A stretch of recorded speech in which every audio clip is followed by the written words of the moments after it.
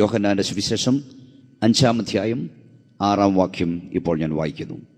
അവൻ കിടക്കുന്നത് യേശു കണ്ടു. ഇനേറിയ കാലമായിരിക്കുന്നറിഞ്ഞു. നിനക്ക് സൗഖ്യമാകുവാൻ മനസ്സുണ്ടോ എന്ന് യേശു അവനോട് ചോദിച്ചു.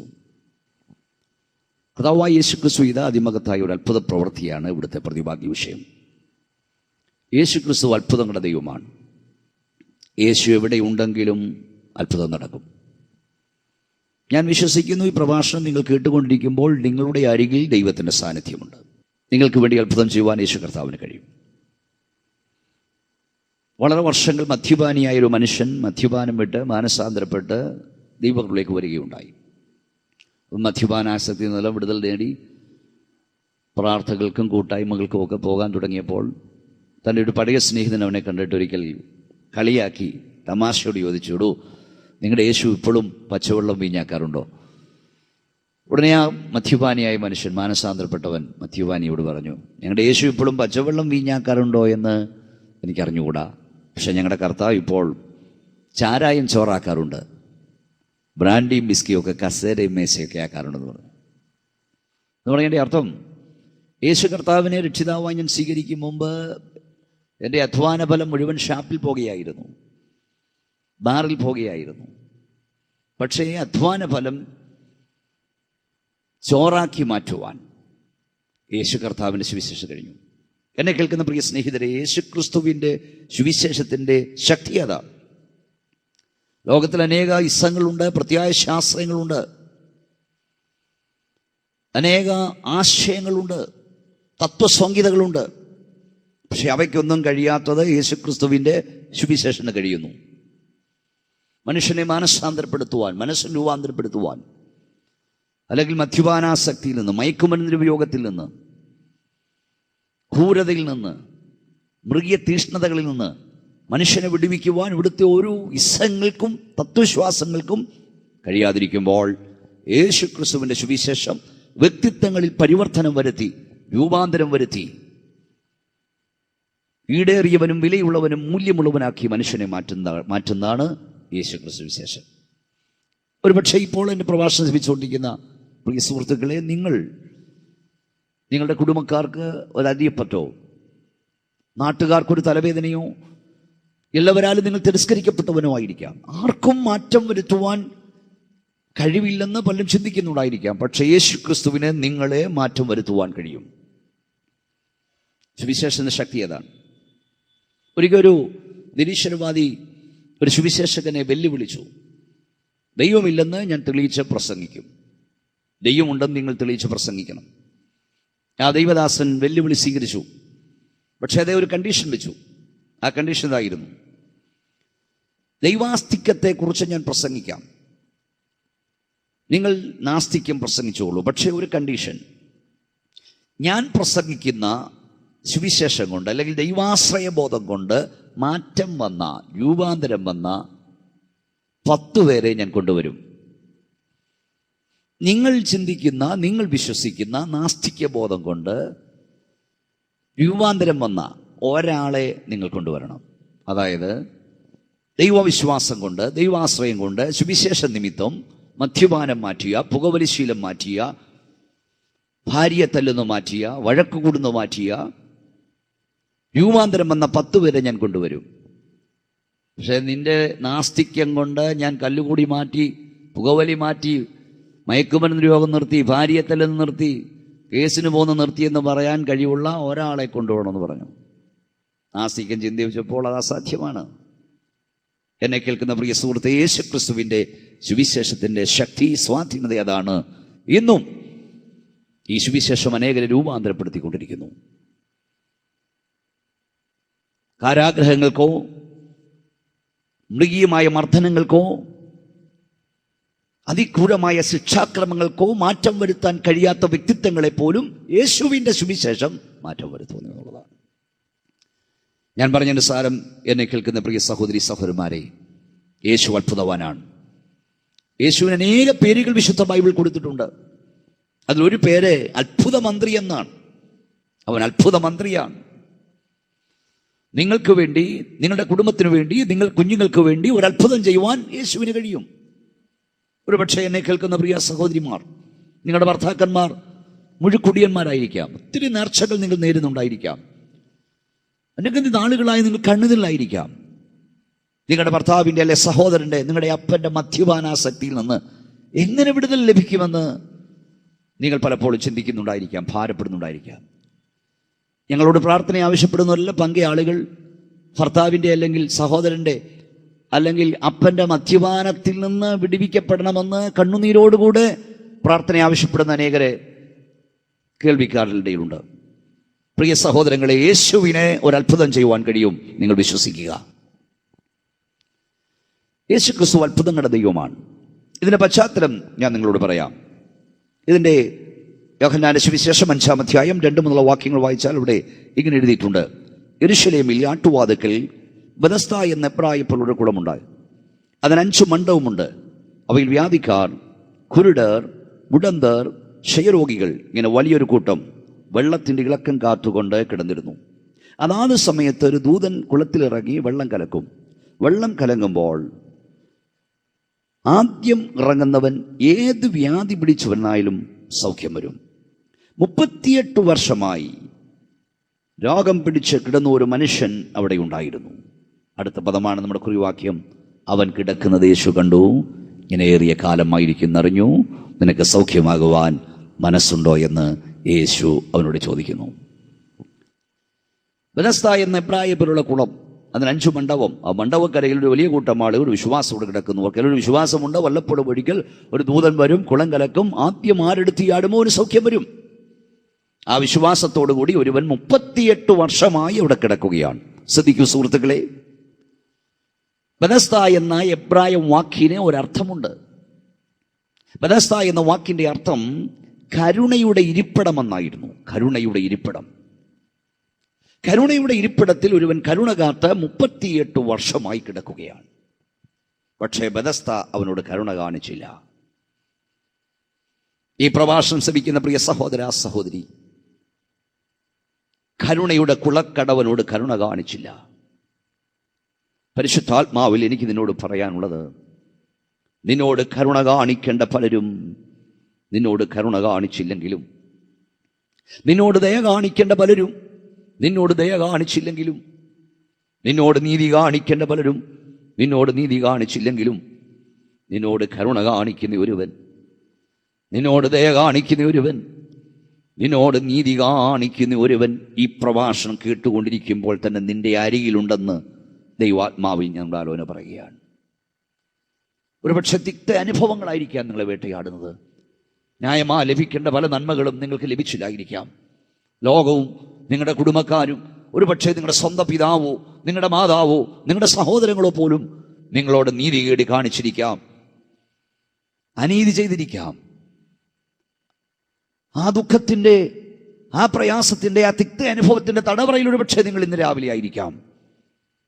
എന്നാൽ ഇന്ന് രാവിലെ നിങ്ങളോട് എനിക്ക് പറയാനുള്ള സന്ദേശം, ഈ ലോകത്തിൽ ആരും നിങ്ങളോട് അനീതി കാണിച്ചാലും, ഈ ലോകത്തിൽ ആരോട് നിങ്ങളോട് ദയ കാണിച്ചില്ലെങ്കിലും, നിങ്ങളോട് ദയ കാണിക്കുന്ന, നിങ്ങളോട് കരുണ കാണിക്കുന്ന, നിങ്ങൾക്ക് നീതി നൽകുന്ന ഒരുവൻ, സർവശക്തനായ ദൈവം നിങ്ങൾക്ക് വേണ്ടിയുണ്ട്.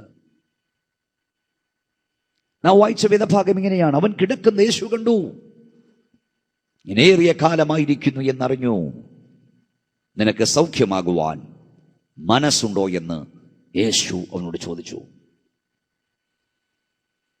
നാം വിചാരം ചെയ്യുന്ന വേദഭാഗത്തിൽ നസ്രയനായ യേശു ക്രിസ്തു ഇതിന്റെ ശിഷ്യന്മാരുമായി ബെഥസ്ദ കുളക്കടവിലൂടെ ഇങ്ങനെ കടന്നു പോകുകയാണ്.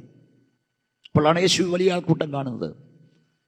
ഈ വലിയ കൂട്ടത്തിനിടയിൽ ആവശ്യക്കാരനായ, വേദനപ്പെടുന്ന, സങ്കടപ്പെടുന്ന ഈ വ്യക്തിയെ യേശു സ്പെസിഫൈ ആയി കാണുവാനിടയായി തീർന്നു.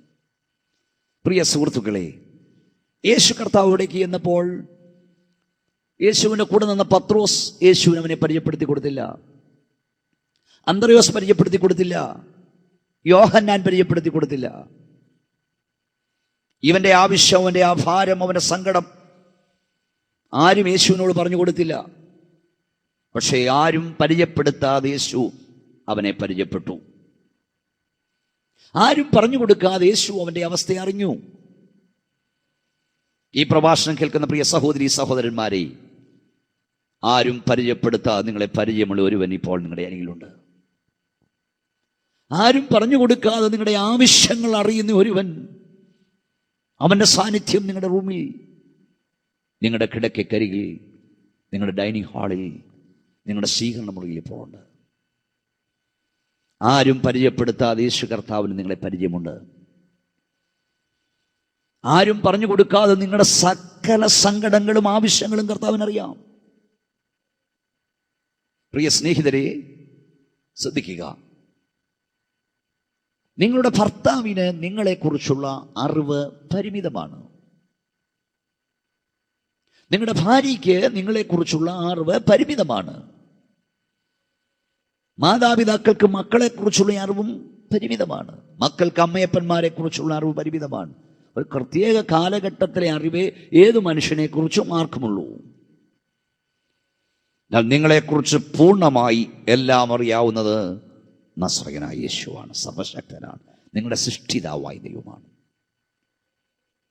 നിങ്ങളെ ദൈവത്തിന് എവിടെ മുതൽ പരിചയമുണ്ടെന്ന് നിങ്ങൾക്കറിയാമോ? 139 സങ്കീർത്തനം പറയും, നിയമിക്കപ്പെട്ട നാളിൽ ഒന്നുമില്ലാതിരുന്നപ്പോൾ നിന്റെ കണ്ണെന്നെ കണ്ടു.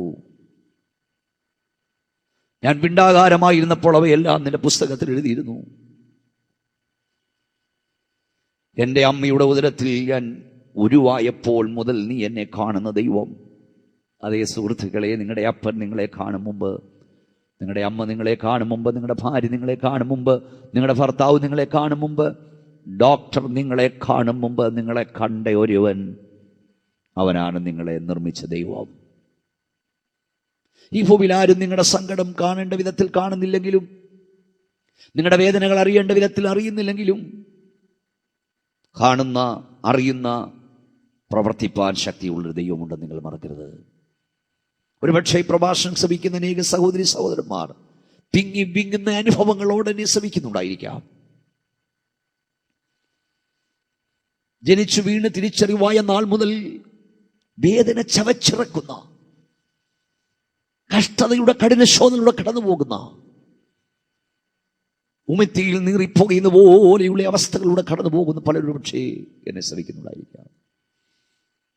എൻ്റെ ഈ കഷ്ടത എന്ന് മാറുമെന്ന് പലപ്പോഴും നിങ്ങൾ ദൈവത്തോട് ചോദിക്കുന്നുണ്ടായിരിക്കാം. വിശുദ്ധ ബൈബിളിലെ ശാപനത്തിൽ എഴുതിയിട്ടുണ്ട്, എൻ്റെ കഷ്ടത ദൈവം കാണാതിരിക്കുന്നുവോ, എൻ്റെ ന്യായം ദൈവം അറിയാതെ ഇരിക്കുന്നുവോ എന്ന് ശാപനത്തിൽ ഒരു വിലാപം നമുക്ക് കേൾക്കുവാൻ കഴിയും. അപ്പോൾ ഒരുപക്ഷെ നിങ്ങളും അതിന് ചോദിക്കുന്നുണ്ടായിരിക്കാം, ഈ ഭൂമിയിൽ ആരും എൻ്റെ കഷ്ടത കാണുന്നില്ലയോ? ഞാൻ നിങ്ങളോട് പരിശുദ്ധാത്മാവിൽ പറയുന്നു, ഇവിടെ ആരും നിന്റെ കഷ്ടത കാണുന്നില്ലെങ്കിലും കാണുന്നൊരു സ്വർഗമുണ്ട്, അറിയുന്നൊരു സ്വർഗമുണ്ട്. അവൻ കഷ്ടത കാണുന്നവൻ മാത്രമല്ല, പരിഹരിപ്പാനും ശക്തിയുള്ള ദൈവമാണ്. അവൻ കിടക്കുന്ന യേശു കണ്ടു, ഇങ്ങനെ ഏറിയ കാലമായിരിക്കുന്നറിഞ്ഞു, നിനക്ക് സൗഖ്യമാകാൻ മനസ്സുണ്ടോ എന്ന് യേശുവിനോട് ചോദിച്ചു. വലിയ കൂട്ടം ആളുകൾ കിടന്ന കൂട്ടത്തിൽ നീ വ്യക്തിയോടെ കർത്താവ് വ്യക്തിപരമായി ചോദിക്കുകയാണ്, നിനക്ക് സൗഖ്യമാകാൻ മനസ്സുണ്ടോ? 38 വർഷമായി ബെതസ്ദാ കുളക്കടവിൽ കിടന്ന ഈ രോഗിയുടെ ഇപ്പോഴത്തെ മനോഗത ഞാൻ പറയാം. നിരാശയാണ്. ദീർഘമായ 38 വർഷമായി അവൻ ഈ കുളക്കടവിൽ കിടക്കുന്നു. കിടന്നവന്റെ പുറം പൊട്ടി. സാധാരണയായി 1-2 വർഷം അങ്ങേയറ്റം ഒരു രോഗി ഒരു ഹോസ്പിറ്റലിന് എത്ര നാൾ അഭയം പ്രാപിക്കും സൗഖ്യത്തിന് വേണ്ടി? ഒരു ഡോക്ടറെ തന്നെ എത്ര നാൾ നിങ്ങൾ കാണും? അപ്പോൾ 38 വർഷമായി അവൻ കിടന്ന് അവൻ്റെ ആശകൾ നിരാശകളായി, അവൻ്റെ പ്രതീക്ഷകൾ അസ്ഥാനത്തായി, സകല വാതിലും മുമ്പിൽ കെട്ടിയടയ്ക്കപ്പെടുന്നതായി ഇവന് തോന്നി. ഈ പ്രഭാഷണം ശ്രമിക്കുന്ന നിങ്ങളോട് പരിശുദ്ധാത്മാവിൽ എനിക്ക് പറയാനുള്ളത്, നിങ്ങളുടെ ആശകൾ നിരാശകളാകുന്നിടം, നിങ്ങളുടെ പ്രതീക്ഷകൾ അസ്ഥാനത്താകുന്നിടം, സകല വാതിലും കൊട്ടിയടയപ്പെടുന്നിടം, നിങ്ങൾക്കും നിങ്ങളുടെ തലമുറയ്ക്കും വേണ്ടി പുത്തൻ വഴികൾ തുറക്കുവാൻ ശക്തിയുള്ള ഒരുവനുണ്ട്. Man's extremity is God's opportunity. മനുഷ്യന്റെ പരമാവധി ദൈവത്തിന്റെ അവസരമായിരിക്കും, മറക്കരുത്. ഒരുപക്ഷെ വളരെ നാളായി ചില രോഗങ്ങളുടെ സൗഖ്യത്തിനായി ചികിത്സിക്കുന്നവർ എന്നെ കേൾക്കുന്നുണ്ടായിരിക്കാം. മാറി മാറി മാറി മാറി മാറി അനേക ഡോക്ടർമാരെ കാണുന്നു, അനേക ഹോസ്പിറ്റലിൽ പോകുന്നു. പക്ഷേ ഇതുവരെ നിങ്ങളുടെ രോഗത്തിലുള്ള സൗഖ്യം വരുന്നില്ലായിരിക്കാം. നിങ്ങൾ നിരാശനാണ്. ഒരുപക്ഷെ വിദഗ്ധന്മാരായ ഡോക്ടേഴ്സ് പോലും നിങ്ങളോട് പറഞ്ഞിട്ടുണ്ടായിരിക്കാം ഈ രോഗം ഇനി സൗഖ്യമാകില്ലെന്ന്.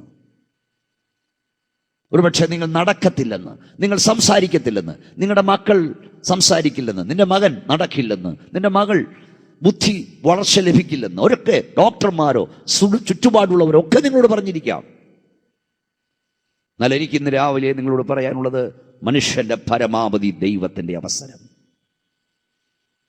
നിങ്ങളുടെ പ്രശ്നത്തിൽ, നിങ്ങളുടെ ഭാരത്തിൽ എല്ലാവരും കൈമലർത്തുന്നുണ്ടായിരിക്കാം. എന്നെ കേൾക്കുന്ന പ്രിയ സുഹൃത്തെ, നിങ്ങൾ വിദ്യാഭ്യാസത്തിന് വേണ്ടി ബുദ്ധിമുട്ടുന്ന വ്യക്തിയായിരിക്കും. ഒരുപക്ഷെ നല്ല വിദ്യാഭ്യാസം ലഭിച്ചിട്ടും അനേകം വാതിലുകൾ മുട്ടി വിളിച്ചിട്ടും നിങ്ങൾക്ക് നല്ലൊരു ജോലി ലഭിക്കാൻ നിങ്ങൾ ഭാരപ്പെടുന്നുണ്ടായിരിക്കാം. ദീർഘമായ 38 വർഷം ഒരേ കിടപ്പ് കുളക്കടവിൽ കിടന്നവൻ ആശ പോയി, നിരാശനായിരുന്നു അവൻ. അവന്റെ അരികിലാണ് യേശു ചെന്നത്. ഈ രാവിലെ എനിക്ക് നിങ്ങളോട് പരിശുദ്ധാത്മാവിൽ വിളിച്ചു പറയാനുള്ള ദൈവീയ സന്ദേശം, സകല വാതിലും നിങ്ങളുടെ മുമ്പിൽ അടയപ്പെട്ടുവോ? സകല വാതിലും കൊട്ടിയടയ്ക്കപ്പെട്ടുവോ? സകല ഡോക്ടർമാരും നിങ്ങളെ ഉപേക്ഷിച്ചുവോ? നിങ്ങളുടെ ഏറ്റവും അടുത്ത സ്നേഹിതർ പോലും ഇനി ആശയ്ക്ക് വഴിയില്ലെന്ന് പറയുന്നുവോ? നിങ്ങൾക്ക് വേണ്ടി പ്രവർത്തിപ്പാൻ ശക്തിയുള്ള സർവബല്ലഭനായൊരു ദൈവത്തെയാണ് ഞാൻ പരിചയപ്പെടുത്തുന്നത്.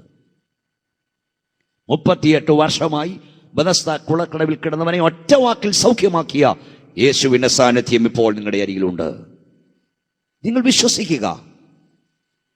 38 വർഷമായി ബെഥസ്ദ കുളക്കടവിൽ കിടന്നവന് വേണ്ടി പ്രവർത്തിച്ച ദൈവം എനിക്ക് വേണ്ടി പ്രവർത്തിപ്പാൻ സർവശക്തനാണെന്ന്. പഴയ നിയമഭാഗങ്ങളും പുതിയ നിയമം പഠിച്ചാൽ യേശു ക്രിസ്തു അത്ഭുതങ്ങളുടെ ദൈവമാണ്. 90 വയസ്സ് പ്രായമായ സാറായിക്കും 100 വയസ്സ് പ്രായമായ അബ്രഹാമിനും വേണ്ടി ദൈവം പ്രവർത്തിച്ചു. വൈദ്യശാസ്ത്രപ്രകാരം അത് വിശ്വസിക്കാൻ കഴിയില്ല. ദൈവം പ്രവർത്തിക്കുന്ന എപ്പോഴും അങ്ങനെയായിരിക്കും സുഹൃത്തെ, അല്ലെങ്കിൽ അത് അത്ഭുതമല്ല. മനുഷ്യനെ കൊണ്ട് കഴിയാവുന്ന കാര്യം മനുഷ്യൻ ചെയ്യുന്നു, മനുഷ്യനെ കൊണ്ട് കഴിയാത്ത കാര്യം ദൈവം നിങ്ങൾക്ക് വേണ്ടി ചെയ്യുന്നു. അതുകൊണ്ട് നിങ്ങൾ നിരാശപ്പെട്ട് മുഖം കുനിച്ച് ഭാരപ്പെട്ട് ധൈര്യഹീനനായിരിക്കേണ്ട വ്യക്തിയല്ല. നിങ്ങൾക്ക് വേണ്ടി പ്രവർത്തിപ്പാൻ കഴിവുള്ള ദൈവസാന്നിധ്യം നിങ്ങൾ മനസ്സിലാക്കൂ. ആശകൾ നിരാശകളായി പ്രതീക്ഷകളുടെ സ്ഥാനത്തായി സകല വാതിലും അടയപ്പെട്ടവരായി ആരെങ്കിലും ഈ പ്രഭാഷണം ശ്രമിക്കുന്നെങ്കിൽ, നിങ്ങൾക്ക് വേണ്ടി, നിങ്ങളുടെ തലമുറയ്ക്ക് വേണ്ടി, നിങ്ങളുടെ കുഞ്ഞുങ്ങൾക്ക് വേണ്ടി അത്ഭുതങ്ങൾ ചെയ്യുവാൻ കഴിവുള്ള ദൈവത്തിൻ്റെ സാന്നിധ്യം ഇവിടെയുണ്ട്. നിങ്ങൾ ചെയ്യേണ്ടത് അവൻ്റെ വാക്കനുസരിപ്പാൻ നിങ്ങൾ തയ്യാറാകുക. അവൻ നിങ്ങളോട് എന്തെങ്കിലും കൽപ്പിച്ചാൽ അത് ചെയ്യാൻ തയ്യാറാകുക. വിശ്വസിക്കുന്നെങ്കിൽ നിങ്ങൾക്ക് വേണ്ടി പ്രവർത്തിക്കുന്ന ദൈവശക്തി ഇപ്പോൾ ഇവിടെ വ്യാപരിക്കുന്നു. ഈ സുഹൃത്തെ, ഈ ഭൂവിൽ ആരും നിങ്ങളുടെ സങ്കടം കാണുന്നില്ലെങ്കിലും, ഈ ഭൂവിൽ ആരും നിങ്ങളുടെ ക്ലേശം അറിയുന്നില്ലെങ്കിലും, ഇവിടെ ആരും നിങ്ങളുടെ ദുഃഖം അറിയുന്നില്ലെങ്കിലും, നിങ്ങളുടെ കഷ്ടത കാണുന്ന, നിങ്ങളുടെ ദുഃഖം അറിയുന്ന, നിങ്ങളുടെ സങ്കടം അറിയുന്ന ദൈവത്തിൻ്റെ സാന്നിധ്യം നിങ്ങളുടെ അരിയിലുണ്ട്. നിങ്ങളിപ്പോൾ ആയിരിക്കുന്നിടത്ത് എന്നോടൊപ്പം നിങ്ങൾക്ക് മുട്ടുകുത്താം.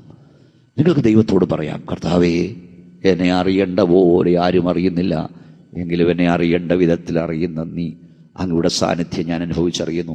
അവിടുത്തെ കരം എന്നെ സ്പർശിക്കണമേ, അങ്ങനെ വിടുവിക്കണമേ. നിങ്ങൾ രോഗിയാണെങ്കിൽ ദൈവത്തോട് പറ, കർത്താവേ, എന്നെ സൗഖ്യമാക്കണമേ. നിങ്ങളുടെ വിദ്യാഭ്യാസത്തിന് വേണ്ടിയുള്ള എല്ലാ വഴിയും അടയപ്പെട്ടെങ്കിൽ ദൈവത്തോട് പറ, കർത്താവേ, ഒരു അത്ഭുത വഴി എനിക്ക് വേണ്ടി തുറന്നു തരണമേ.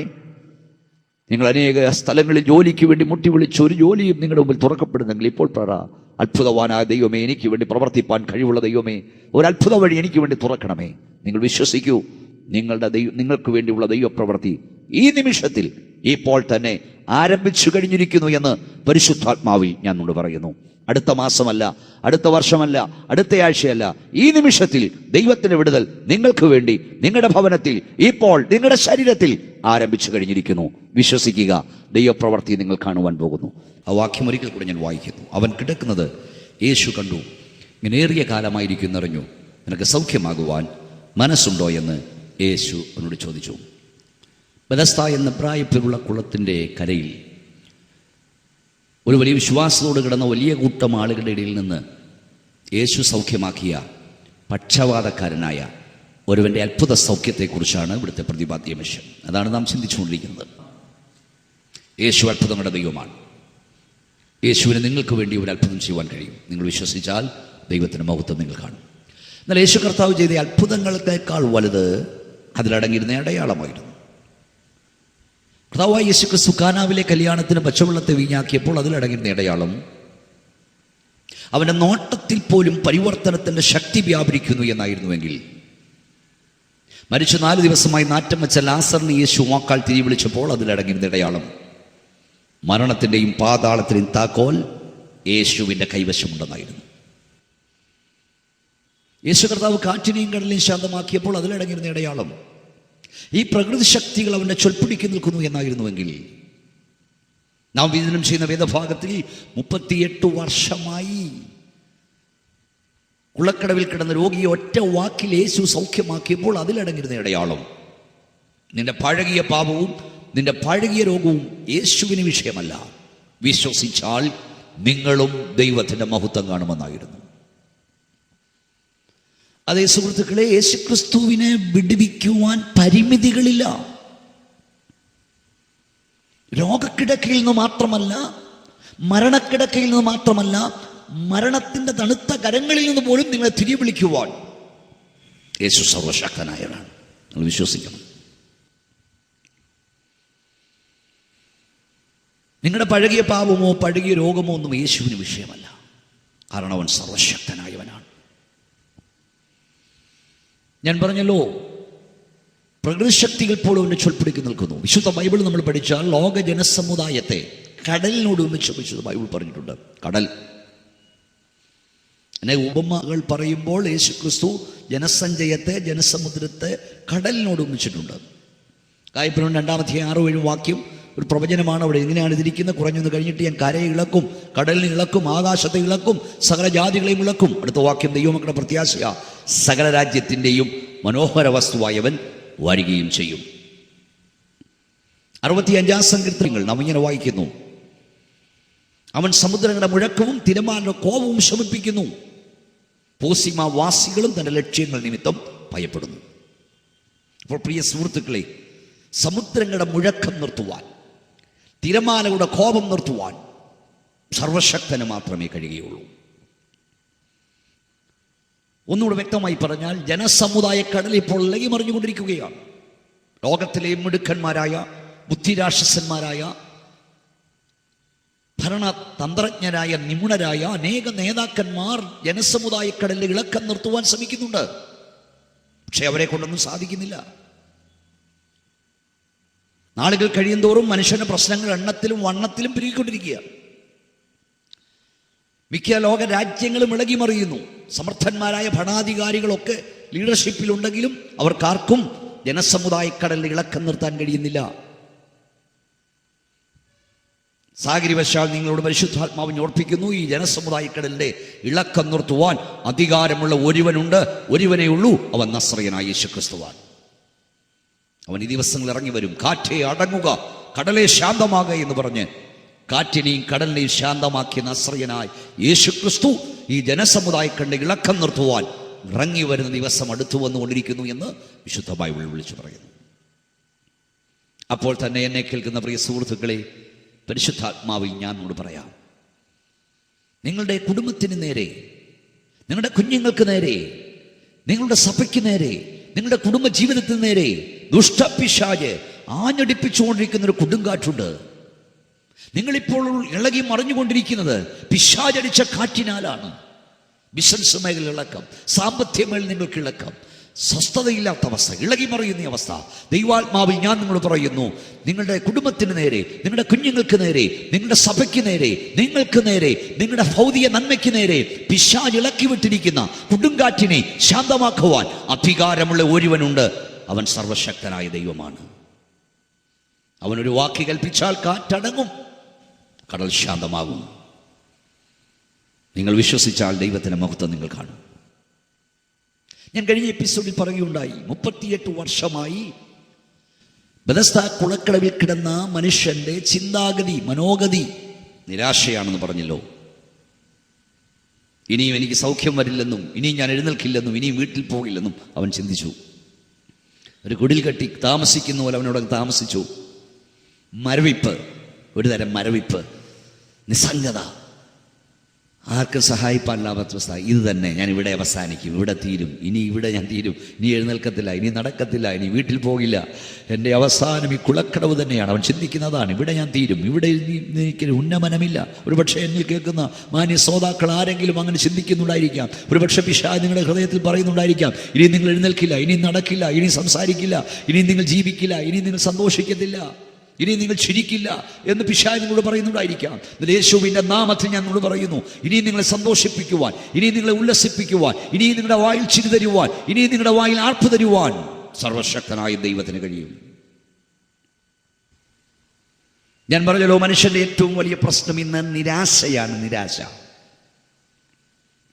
നിങ്ങൾക്കറിയാമോ, ഇന്ന് ഭൂമിയിൽ, വിശേഷിച്ച് ഇന്ത്യയിൽ, വിശേഷിച്ച് കേരളത്തിൽ ഏറ്റവും അധികം ആളുകൾ മരിക്കുന്നത് ക്യാൻസർ നിമിത്തമല്ല, ഡയബറ്റീസ് നിമിത്തമല്ല, ബ്ലഡ് പ്രഷർ നിമിത്തമല്ല, ഹാർട്ട് അറ്റാക്ക് നിമിത്തമല്ല,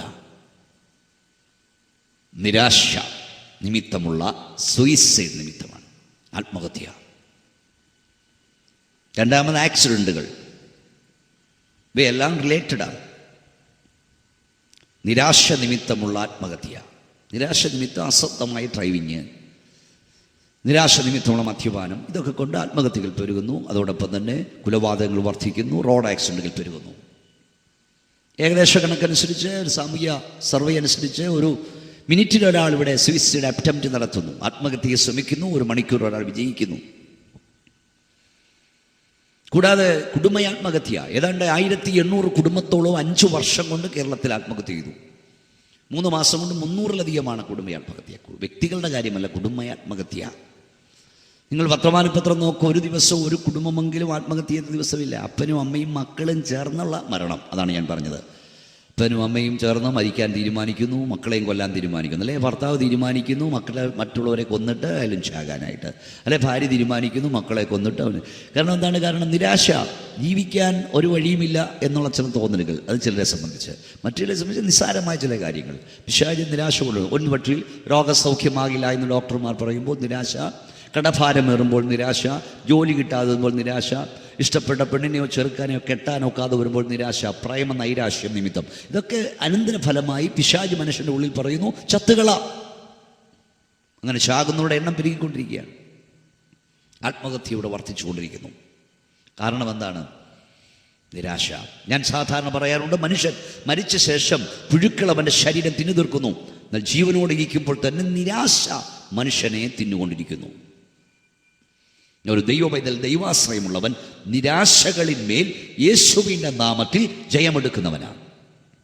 നിങ്ങൾക്ക് നിരാശകളിന്മേൽ ദൈവം ജയം നൽകും. ദൈവവചന കേൾവി, ദൈവവചന ധ്യാനം, പ്രാർത്ഥനാ ജീവിതം, ദൈവാശ്രയം, ഇവയൊക്കെ നിരാശകളിന്മേൽ നിങ്ങൾക്ക് ജയം നൽകുന്നതാണ്. അതിന് തെളിവാണ് ദൈവാശ്രയമുള്ളവരും അല്ലാത്തമുള്ള ജീവിതം. ശ്രദ്ധിക്കുക, ഞാൻ അനേക വേദികളിൽ പ്രസംഗിക്കുമ്പോൾ വെല്ലുവിളിച്ച് ചോദിക്കാറുണ്ട്, 1800 കുടുംബം ആത്മഹത്യ ചെയ്ത കൂട്ടത്തിൽ സ്തോത്രം പറയുന്ന, ആരാധിക്കുന്ന, പ്രാർത്ഥിക്കുന്ന ഒരു കുടുംബം പോലും ആത്മഹത്യ ചെയ്യുന്നില്ല. എവിടെയെങ്കിലും അപവാദങ്ങൾ കാണും. അതിനെക്കുറിച്ചല്ല ഞാൻ പറയുന്നത്. പൂർണ്ണമായി ദൈവാശ്രയബോധമുള്ള ഒരു ദൈവപൈതൽ പ്രതിസന്ധി വരുമ്പോൾ, പ്രശ്നം വരുമ്പോൾ റെയിൽവേ ട്രാക്ക് തപ്പത്തില്ല, കിണറ്റിൽ ചാടത്തില്ല, കയറെടുക്കത്തില്ല. എന്താ കാര്യം? പല കാരണങ്ങളുണ്ട്. ഒരു കാരണം ഞാൻ പറയാം. വിശുദ്ധ ബൈബിളിൽ 32-ാം സങ്കീർത്തനം 10-ാം വാക്യം ഇങ്ങനെ പറയുന്നു, ദുഷ്ടന് വളരെ വേദനകളുണ്ട്, യഹോവയിൽ ആശ്രയിക്കുന്നവനെയോ ദയ ചുറ്റിക്കൊള്ളുന്നു. ദുഷ്ടന് വളരെ വേദനകളുണ്ട്, യഹോവയിൽ ആശ്രയിക്കുന്നവനെയോ ദയ ചുറ്റിക്കൊള്ളുന്നു. അതിൻ്റെ അർത്ഥം എന്താ? ദുഷ്ടന് വേദനയുണ്ട്, നീതിമാനും വേദനയുണ്ട്. അല്ലെങ്കിൽ ദൈവപൈതലിന് വേദനയുണ്ട്, രക്ഷിക്കപ്പെട്ടവന് വേദനയുണ്ട്, രക്ഷിക്കപ്പെടാത്തവന് വേദനയുണ്ട്. അവന് അപമാനമുണ്ട്, നിനക്കും അപമാനമുണ്ട്. അവന് ദുഃഖമുണ്ട്, നിനക്കും ദുഃഖമുണ്ട്. അവന് കടഭാരമുണ്ട്, നിനക്കും കടഭാരമുണ്ട്. അവന് അപമാനമുണ്ട്, നിനക്കും അപമാനമുണ്ട്. അവന് രോഗമുണ്ട്, നിനക്കും രോഗമുണ്ട്. എന്നാൽ അവനില്ലാത്തതൊന്ന് ദൈവകൃപയുള്ളവന്, ദൈവത്തിൽ ആശ്രയിക്കുന്ന ദൈവപൈതലിന് ദൈവം നൽകും. എന്താണെന്നറിയാമോ? യഹോവയിൽ ആശ്രയിക്കുന്നവനെയോ ദയ ചുറ്റിക്കൊള്ളും. അതിൻ്റെ അർത്ഥം എന്താ? കഷ്ടതയിൽ ദയ, അപമാനത്തിൽ ദയ, രോഗത്തിൽ ദയ, ദുഃഖത്തിൽ ദയ. ദൈവത്തിൻ്റെ ദയ ദൈവാശ്രയമുള്ളവനെ ചുറ്റിക്കൊള്ളുന്നു. ഈ പ്രഭാഷണം ശ്രമിക്കുന്ന സഹോദരങ്ങളെ, ദൈവമക്കളെ, വിശേഷിച്ച് ദൈവാശ്രയമുള്ള സഹോദര സഹോദരി, നീ വളരെ ദൈവത്തിന് സ്തോത്രം പറയണം. ചില ചെറിയ പ്രതിസന്ധി വന്നപ്പോൾ, ചില ചെറിയ പ്രശ്നങ്ങൾ വന്നപ്പോൾ, ചില ചെറിയ ഭാരങ്ങൾ വന്നപ്പോൾ, ചില ചെറിയ കടഭാരങ്ങൾ വന്നപ്പോൾ ഇവിടെ നിൽക്കാൻ കഴിയാതെ പലരും കൊച്ചുങ്ങളെയും കൊന്ന് അവരും ആത്മഹത്യ ചെയ്തപ്പോൾ എൻ്റെ പ്രവാസം ശ്രമിക്കുന്ന പ്രിയ സുഹൃത്തെ, വലിയ കഷ്ടം വന്നിട്ടും, വലിയ കടഭാരം വന്നിട്ടും, വലിയ അപമാനം വന്നിട്ടും, വലിയ ദുഃഖം വന്നിട്ടും നീയും നിന്റെ കുഞ്ഞുങ്ങളും ചാകാഞ്ഞത് ദൈവം നിന്റെ മേൽ പകർന്ന അഭിഷേകത്തിൻ്റെ ശക്തിയാണ്, കൃപയുടെ ശക്തിയാണ്, ദയയുടെ ശക്തിയാണ്. പ്രശ്നമില്ലാഞ്ഞിട്ടല്ല, ഭാരമില്ലാഞ്ഞിട്ടല്ല, കടഭാരമില്ലാഞ്ഞിട്ടല്ല. പ്രിയ സുഹൃത്തുക്കളെ, ദൈവത്തിനെ ആശ്രയിക്കുന്ന, ദൈവത്തിൽ വിശ്വസിക്കുന്ന, ദൈവത്തെ ആരാധിക്കുന്ന ദൈവമക്കൾക്ക് പ്രതിസന്ധിയുണ്ട്, പ്രശ്നമുണ്ട്. നിങ്ങൾ ചിന്തിക്കുന്നതിനേക്കാൾ ഉപരി പ്രയാസങ്ങളുണ്ട്, ഭാരങ്ങളുണ്ട്, ദുഃഖങ്ങളുണ്ട്. എന്നാൽ അതിൽ ഞങ്ങളുടെ അകത്ത് വ്യാപരിക്കുന്ന ദൈവശക്തി അതിനെ അതിജീവിക്കുന്നതാണെന്ന് നിങ്ങൾ ഓർത്തുകൊള്ളണം. അതുകൊണ്ടാണ് ദൈവം നമ്മെ ആശ്വസിപ്പിക്കുന്ന ആശ്വാസ നിമിത്തം ഏത് കഷ്ടത്തിലുമുള്ളവരെ ആശ്വസിപ്പിക്കുവാൻ നാം ശക്തരാകുന്നു എന്ന് വേദപുസ്തകം പറയുന്നു. അതാണ് ദൈവാശ്രയമുള്ളവനും അല്ലാത്തതുമുള്ള വ്യത്യാസം, ആരാധിക്കുന്നവല്ലാത്തതുമുള്ള വ്യത്യാസം, പ്രാർത്ഥിക്കുന്നവല്ലാത്തതുമുള്ള വ്യത്യാസം, വചനപ്രകാരം ജീവിക്കുന്നവല്ലാത്തതുമുള്ള വ്യത്യാസം. പ്രതിസന്ധി വരുമ്പോൾ, പ്രശ്നം വരുമ്പോൾ, ഭാരം വരുമ്പോൾ നിൽക്കാൻ കഴിയാതെ വേഗത്തിൽ ചാവുന്നു. സാത്താൻ പറയുന്നു ചത്തുകള, അതനുസരിക്കുന്നു. അങ്ങനെ ചാകുന്നവരുടെ എണ്ണം വർദ്ധിച്ചുകൊണ്ടിരിക്കുകയാണ്. എന്നെ കേൾക്കുന്ന പ്രിയ സ്നേഹിതരെ, നിങ്ങളോട് ഞാൻ ദൈവാത്മാവിൽ പറയുന്നു, നിങ്ങൾ ചാകേണ്ടവനല്ല, നിങ്ങൾ ജീവിക്കേണ്ടവനാണ്. ഏത് പ്രതിസന്ധിയുടെ ആഴത്തിൽ നിന്നും നിങ്ങളെ കരകയറ്റുവാൻ ദൈവത്തിന് കഴിയും. നിങ്ങൾക്കറിയാമോ, നിങ്ങൾ ഈ ഭൂമിയിൽ ജനിച്ചത് നിങ്ങൾ ഇച്ഛിച്ചിട്ടല്ല, നിങ്ങൾ ആഗ്രഹിച്ചിട്ടല്ല. നിങ്ങൾ ഈ ഭൂമിയിൽ ജീവിച്ചത് ദൈവത്തിൻ്റെ കരുണയാണ്, ദൈവത്തിൻ്റെ സ്ഥിരനിർണയമാണ്, ദൈവത്തിൻ്റെ പ്ലാനാണ്. ദൈവം അറിയാതെ ആരും ഇവിടെ ജനിക്കുന്നില്ല. ദൈവത്തിൻ്റെ പദ്ധതിയിലാണ് നിങ്ങൾ ജനിച്ചതെങ്കിൽ നിങ്ങൾക്ക് ജീവിക്കുവാനും നിങ്ങൾക്ക് ഭാവിയെ സംബന്ധിച്ചുള്ള എല്ലാ കാര്യങ്ങളും ഈ പ്രകൃതിയിൽ, പ്രപഞ്ചത്തിൽ ദൈവം ഒരുക്കി വെച്ചിട്ടുണ്ട്. നിങ്ങളത് വിശ്വസിക്കണം. അത് കാണാൻ നിങ്ങളുടെ കണ്ണ് തുറക്കപ്പെടണം. നിങ്ങൾ ഇച്ഛിച്ചിട്ടല്ല നിങ്ങളിവിടെ ജനിച്ചതെങ്കിൽ നിങ്ങൾ ആഗ്രഹിക്കാത്ത സമയത്ത് നിങ്ങൾ ഈ ലോകത്തോട് യാത്ര പറയേണ്ട ആളാണ്. നിങ്ങൾക്ക് നിങ്ങളെ തന്നെ കൊല്ലുവാൻ അധികാരമില്ല. നിങ്ങൾക്ക് നിങ്ങളെ കൊല്ലാൻ മാത്രമല്ല, സമശിഷ്ടങ്ങളെ കൊല്ലുവാനും നിങ്ങൾക്ക് അധികാരമോ അവകാശവുമില്ല. അത് ദൈവിക അധികാരത്തിന്മേലുള്ള കൈകടത്തലാണ്. ഒരാൾ എത്ര കാലം ജീവിക്കണം ദൈവമാണ് തീരുമാനിക്കേണ്ടത്, മനുഷ്യനല്ല. അത് നിങ്ങളുടെ ഭാര്യയാകട്ടെ, നിങ്ങളുടെ ഭർത്താവാകട്ടെ, നിങ്ങളുടെ കുഞ്ഞുങ്ങളാകട്ടെ, അവരുടെ ജീവന്മേൽ നിങ്ങൾക്ക് അധികാരമില്ല സുഹൃത്തെ. കോടിക്കണക്കിന് രൂപയുണ്ടെങ്കിലും ഒരു മനുഷ്യജീവനെ ജീവൻ നൽകുവാൻ നിങ്ങൾക്ക് കഴിയുമോ? മരണവക്രത്തിലാകുന്ന ഒരു വ്യക്തിയെ ലക്ഷക്കണക്കിന് രൂപയുണ്ടെങ്കിലും പിടിച്ചു നിർത്താൻ കഴിയുമോ? മരണം മാറ്റിവെക്കാൻ നിങ്ങൾക്ക് കഴിയുമോ? ജീവന്റെ ഉടമസ്ഥൻ ജീവനെ ചോദിച്ചാൽ തടഞ്ഞു നിർത്താൻ കഴിയുമോ? ഇല്ല. ഒരു ജീവനെ പിടിച്ചു നിർത്താനോ, മരണാസന്നായ ഒരു വ്യക്തിയെ ഒരു മണിക്കൂറിലൂടെ പിടിച്ചു നിർത്താനോ നിങ്ങൾക്ക് കഴിയത്തില്ലെങ്കിൽ നിരപരാധികളുടെ ജീവൻ കവർന്നെടുക്കുവാൻ നിങ്ങൾക്ക് എന്താണ് അവകാശം? നിങ്ങൾക്ക് അവകാശമില്ല. പ്രതിസന്ധി വരുമ്പോൾ, പ്രശ്നം വരുമ്പോൾ ചാകാനല്ല ശ്രമിക്കേണ്ടത്. മുട്ടിമേൽ നിൽക്കൂ, പ്രാർത്ഥിക്കൂ. സർവശക്തനായൊരു ദൈവമുണ്ടെങ്കിൽ, ജീവിക്കുന്നൊരു ദൈവമുണ്ടെങ്കിൽ, പ്രവർത്തിക്കുന്നൊരു ദൈവമുണ്ടെങ്കിൽ, ഉത്തരം തരുന്നൊരു ദൈവമുണ്ടെങ്കിൽ എൻ്റെ വീട്ടിൽ ഇറങ്ങി വരണം കർത്താവേ. എനിക്ക് വേണ്ടി അങ്ങ് പ്രവർത്തിക്കണമേ, എന്നോടൊരു വാക്ക് സംസാരിക്കണമേ, ഞങ്ങളുടെ കരം എന്നെ തൊടണമേ എന്ന് നിങ്ങൾ പ്രാർത്ഥിച്ചു നോക്കൂ. എത്രയോ ആളുകൾ എല്ലാ വാതിലും അടയപ്പെട്ട് നിരാശയരായി ആത്മഹത്യ മാത്രമേ പോൻവഴിയുള്ളെന്ന് പറഞ്ഞ് മരണത്തിന് ശ്രമിച്ച എത്രയോ പേരെ യേശുക്രിസ്തു ദൈവത്തിൻ്റെ കരം രക്ഷിച്ചിട്ടുണ്ട്. ഇന്ന് അവർ സന്തോഷമായി കുടുംബസമേതം ജീവിക്കുന്നു. ആ കർത്താവിന് നിങ്ങളെയും വിടുവിപ്പാൻ കഴിയും. ആ കർത്താവിന് നിങ്ങളെ രക്ഷിപ്പാൻ കഴിയും. ഇന്ന് എന്നെ പ്രവാസം ശ്രമിക്കുന്ന ആരെങ്കിലും നിരാശരാണെങ്കിൽ നിരാശയുടെ ഗർത്തത്തിൽ നിന്ന് നിങ്ങളെ വിടുവിപ്പാൻ യേശുവിന് കഴിയും. ഞാൻ മുമ്പേ പറയുണ്ടായി, പ്രതിസന്ധി വരുമ്പോൾ, പ്രശ്നങ്ങൾ വരുമ്പോൾ എന്തുകൊണ്ട് ദൈവമക്കൾ കയറെടുക്കുന്നില്ല? പ്രധാനമായ രണ്ട് കാര്യങ്ങൾ വേഗത്തിൽ പറഞ്ഞിട്ട് ഈ പ്രഭാഷണം ഞാൻ അവസാനിപ്പിക്കും. ഒന്ന്, ഒരു ദൈവപൈതലിൻ്റെ പ്രത്യാശ, സന്തോഷം മെറ്റീരിയൽ തിങ്സിൽ അല്ല. ഒരു ദൈവപൈതലിൻ്റെ പ്രത്യാശ, സമാധാനം ഒരു വ്യക്തിയിലാണ്, ദൈവത്തിലാണ്, നസ്രയനായ യേശുക്രിസ്തുവിലാണ്. അതുകൊണ്ടാണ് 4-ാം സങ്കീർത്തനം 7-ാം വാക്യം പറഞ്ഞു, ധാന്യവും വീഞ്ഞും വർദ്ധിച്ചപ്പോൾ അവർക്കുണ്ടായതിലും അധിക സന്തോഷം നീ എൻ്റെ ഹൃദയത്തിൽ തന്നിരിക്കുന്നു. ഞാൻ സമാധാനത്തോട് കിടന്നുറങ്ങും, നീയല്ലോ യഹോവയെ നിർഭയം വസിക്കുമാറാക്കുന്നത്. അപ്പോൾ ലോക മനുഷ്യന്റെ സന്തോഷം, പ്രത്യാശ, സമാധാനം മെറ്റീരിയൽ തിങ്സിലാണ്, ധാന്യത്തിന്റെ വർധനവിലാണ്, വീഞ്ഞിന്റെ വർധനവിലാണ്, ഭൗതിക ഉന്നതിയിലാണ്. ദൈവപൈതലിന്റെ പ്രത്യാശ ഈ ഭൗതിക വസ്തുക്കളിലല്ല, ദൈവത്തിലാണ്. ഭൗതികം കൂടുകയോ കുറയുകയോ ചെയ്യാം, ധനം വർദ്ധിക്കുകയോ വർദ്ധിക്കാതിരിക്കുകയോ ചെയ്യാം. നിങ്ങളുടെ ആശ്രയം ഭൗതിക വസ്തുക്കളിൽ, മെറ്റീരിയൽ തിങ്സിലാകരുത്, ദൈവത്തിലായിരിക്കണം. അതുകൊണ്ടാണ് ഹബക്കുക്കിന്റെ പ്രവചനത്തിൽ ഹബക്കുക്ക് പ്രവാചകൻ എങ്ങനെ പാടി നിങ്ങൾക്കറിയാം. ഹബക്കുക്കിന്റെ പ്രവചനം 3-ാം അധ്യായത്തിന്റെ 17 വാക്യങ്ങൾ ഞാൻ വായിക്കുന്നു. അത്തിവൃക്ഷം തളിർക്കയില്ല, മുന്തിരിവള്ളിയിൽ ഫലമുണ്ടാകില്ല, ഒലിമരത്തിന്റെ പ്രയത്നം നിഷ്ഫലമായി പോകും, നിലങ്ങൾ ആഹാരം വിളയിക്കുകയില്ല, ആട്ടിൻകൂട്ടം തൊഴുത്തിൽ നശിച്ചു പോകും, ഗോശാലയിൽ കന്നുകാലി ഉണ്ടായിരിക്കുകയില്ല.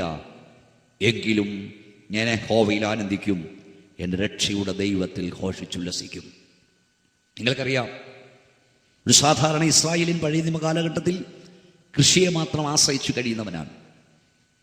കൃഷിയെ മാത്രം ആശ്രയിച്ചു കഴിയുന്ന ഇസ്രായേലിൻ പറയുന്നു, അവൻ്റെ ധനാഗമന മാർഗങ്ങളാണ് അത്തിവൃക്ഷം, മുന്തിരിവള്ളി, ഒലിവുമരം, നിലങ്ങളിൽ നിന്നുള്ള ആഹാരം, ആട്ടിൻകൂട്ടം, ഗോശാലയിൽ കന്നുകാലി. ഇതെല്ലാം അവൻ്റെ ഭൗതിക വസ്തുക്കളാണ്, അവൻ്റെ ഭൗതിക ധനാഗമന മാർഗമാണ്, അവൻ്റെ ഉറവിടമാണ്, ധനത്തിൻ്റെ ഉറവിടം.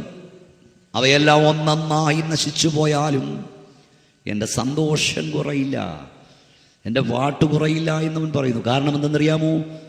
ഞാൻ ഈ ഉറവകളെയല്ല ആശ്രയിക്കുന്നത്, ഞാൻ ഉറവിടത്തെയാണ് ആശ്രയിക്കുന്നത്. എൻ്റെ പ്രഭാഷണം ശ്രമിക്കുന്ന പ്രിയ സഹോദരങ്ങളെ, നിങ്ങൾ ഉറവകളെ ആശ്രയിക്കുന്നവരാകരുത്, നിങ്ങൾ ഉറവിടത്തെ ആശ്രയിക്കുന്നവരാകുക. നിങ്ങൾ ദാനങ്ങളിൽ പ്രശംസിക്കുന്നവരാകരുത്, നിങ്ങൾ ദാതാവിൽ പ്രശംസിക്കുന്നവരാകുക. ദാതാവായ ദൈവം നിങ്ങൾക്കുണ്ടെങ്കിൽ, ഉറവിടമായ ദൈവം നിങ്ങൾക്കുണ്ടെങ്കിൽ, ഒരു ഉറവ അണഞ്ഞു പോയാലും അനവധി ഉറവകൾ തുറക്കുവാൻ അവൻ ശക്തനായ ദൈവമാണ്. ഈ ഭൗതിക വസ്തുക്കളിൽ മാത്രം നിങ്ങൾ ആശ്രയിക്കുന്നവരാകരുത്.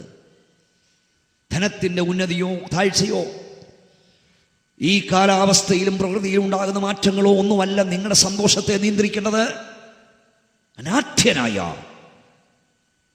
ഗതിഭേദത്താൽ മാറ്റം വരാത്ത സർവശക്തനിലാണ് നിങ്ങളുടെ സന്തോഷമെങ്കിൽ, പ്രത്യാശയെങ്കിൽ, ഞാൻ മുമ്പേ പറഞ്ഞ വസ്തുതകൾക്ക് നിങ്ങളുടെ സന്തോഷത്തെ കവരാൻ കഴിയില്ല.